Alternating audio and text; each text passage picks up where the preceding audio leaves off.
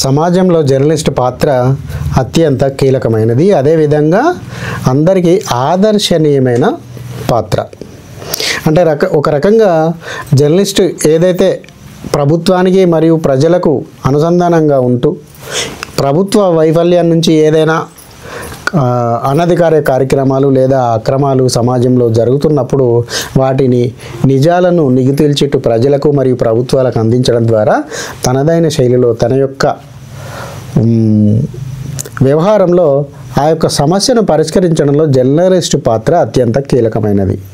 కానీ ఇదే సమయంలో ఒక తప్పుడు వార్తను కూడా, అంటే సమాజంలో ఒక ఉద్విగ్నమైన వాతావరణం తీసుకురావడంలో లేదా ఒక సమూహాన్ని ఏదో ఒక జర్నలిస్టు పాత్ర ద్వారా ఒక సమాచారాన్ని ఇవ్వడం ద్వారా సమాజం దానివల్ల ప్రేరేపితమై ఇంకొక కార్యక్రమాన్ని తీసుకోవడంలో కూడా జర్నలిస్టు పాత్ర ప్రభావవంతంగా పనిచేస్తుంది.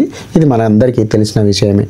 ఎందుకంటే తెలంగాణ ఉద్యమం కూడా ఒక రకంగా మనం ఉదాహరణగా తీసుకున్నట్లయితే తెలంగాణ ఉద్యమం ఉవ్వెత్తున ఎగసడానికి ఆంధ్ర పత్రికలు తెలంగాణ ప్రాంతంలో పనిచేసినప్పటికీ కూడా స్థానిక జర్నలిస్టుల ప్రేరణ మరియు ప్రోద్బలంతో ఆయా ఆంధ్ర పత్రికలు కూడా తెలంగాణలోని ఉద్యమ వాతావరణాన్ని కొంచెం కూడా కటింగ్ చేయకుండా, అంటే వార్తల నిలుపుదల చేయకుండా, మభ్యపెట్టకుండా వార్తలను ప్రసారం చేసి ప్రజలకు అందించాయి.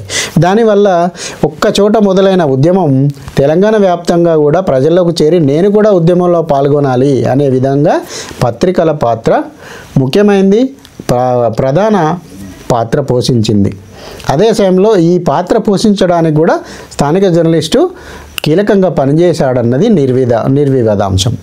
అయితే ఇక్కడ ఇదే వార్తను ఒక జరగని విషయాన్ని జరిగినట్లుగా ప్రజలకు అందించడానికి కూడా ఈ మధ్యలో జర్నలిస్టులు చేస్తూ ఉన్నారు. ఉదాహరణ కనుక మనం చూసినట్లయితే, కానీ కొంతమంది జర్నలిస్టులు చేస్తున్న నిర్వాహకం వల్ల ప్రజలకు కొన్ని ఏది చేరాల్సిన విషయమో ఏది చేరవద్దు అనే విషయమో తెలియకుండానే చేరిపోతూ అనేక ఇక్కట్లు పాలవుతున్నారు.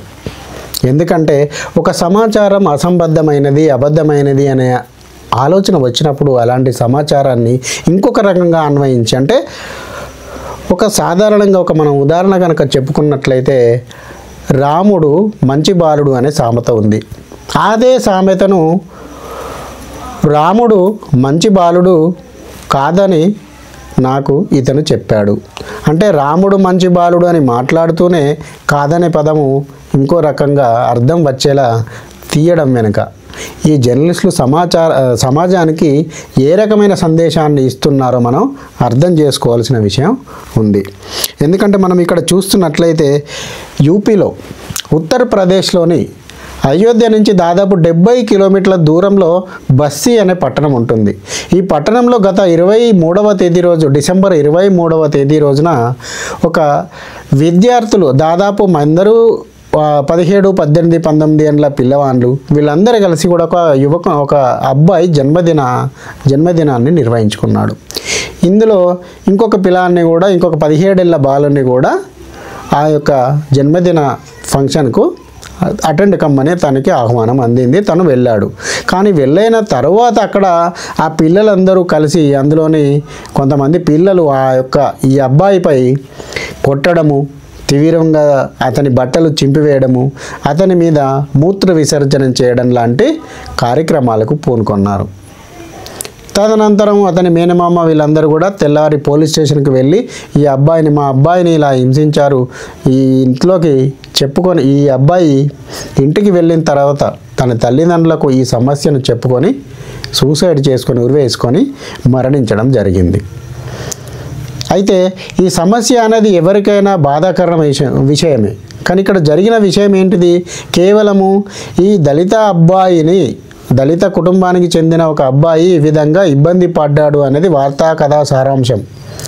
ఇక్కడ ఇతన్ని హింసించిన వారు ఎవరు అన్నది కూడా ఆలోచన లేకుండా రానా అయూబ్ లాంటి జర్నలిస్టులు, అంటే వీరొక అంతర్జాతీయ స్థాయిలో వాషింగ్టన్ పోస్ట్లో, పెద్ద పెద్ద పత్రికల్లో ఇంటర్నేషనల్ అంతర్జాతీయ వార్తలను మన భారతదేశంలో రాస్తూ ఉంటారు. అంటే అంతటి సీనియర్ మోస్ట్ జర్నలిస్టు రానా అయూబ్. అంటే ఆమె యొక్క వార్తకు ఈ దేశంలో ఎంత విలువ ఉంటుంది అనేది కూడా మనం ఇక్కడ అర్థం చేసుకోవాల్సిన విషయం. కానీ ఆమె చేసిన పని ఏంటిది అంటే బట్ క్యాస్ట్ ఈ యొక్క అబ్బాయి దళిత వర్గానికి చెందినవాడు కాబట్టే అతనిపై మూత్ర విసర్జన చేయబడింది, అతని కొట్టారు, హింసించారు, అవమానించారు అనే రకంగా అర్థాలు వచ్చేలా ఆమె తన ట్విట్టర్లో పోస్ట్ చేసుకోవడం జరిగింది. చూడండి మీరు ఆ ట్విట్టర్ పోస్ట్ను చూస్తున్నారు కదా. ఈ యొక్క ట్విట్టర్ పోస్ట్లో ఆ యొక్క అర్థాలు వచ్చే విధంగా మరి పోస్ట్ అయితే చేసింది. కానీ అక్కడ నిజానిజాలు ఏం తెలుసు ఈమెకు? ఏం తెలియకుండానే కేవలం క్యాస్ట్ అంటే భారతదేశంలో దళితులపై కొంత వివక్ష ఉంది కాబట్టి ఆ వివక్షను దాంట్లో ఇంత నెయ్యి పోసి, నూనె పోసి, పెట్రోల్ పోసి అగ్గిపుల్ల వెలిగించడానికి చేసిన ప్రయత్నంగా మనకు కనిపించడం లేదా? ఎందుకంటే ఇక్కడ పోలీసు వ్యక్తులు కూడా ఏం చెప్తున్నారో మనం విందాం ఒకసారి. थाना कप्तानगंज जनपद बस्ती में 23 दिसंबर को सूचना मिली कि एक व्यक्ति आदित्य ने सुसाइड कर लिया है। पुलिस ने मौके पर पहुंचकर शव को पंचायतनामा और पोस्टमार्टम के लिए भेजा गया। इसमें परिवारजनों ने आरोप लगाया है कि कुछ लोगों ने जिनको आदित्य पहले से जानता था बर्थडे पार्टी में बुलाया और उसको वहां उसके साथ मारपीट की। उसी से क्षुब्ध होकर इसने आत्महत्या की है।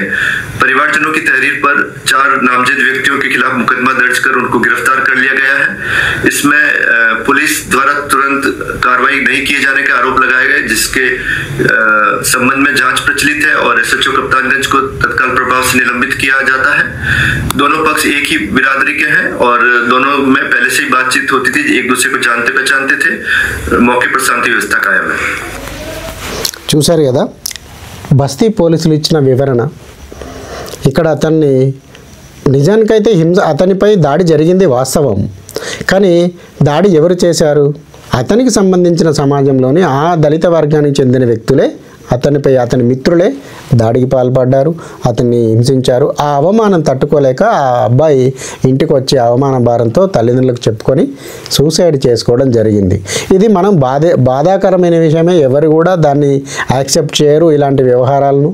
కానీ ఈ వ్యవహారాన్ని, ఈ యొక్క ఏదైతే సూసైడ్ జరిగిన వ్యవహారాన్ని కూడా మన దేశంలో కొంత హిందూ సమాజంలో దళితులపై వివక్ష ఉంది అనేది అవతలి వ్యక్తులు మాట్లాడుతూ ఉంటారు. అంటే ఇటువంటి జర్నలిస్టుల మూలంగా.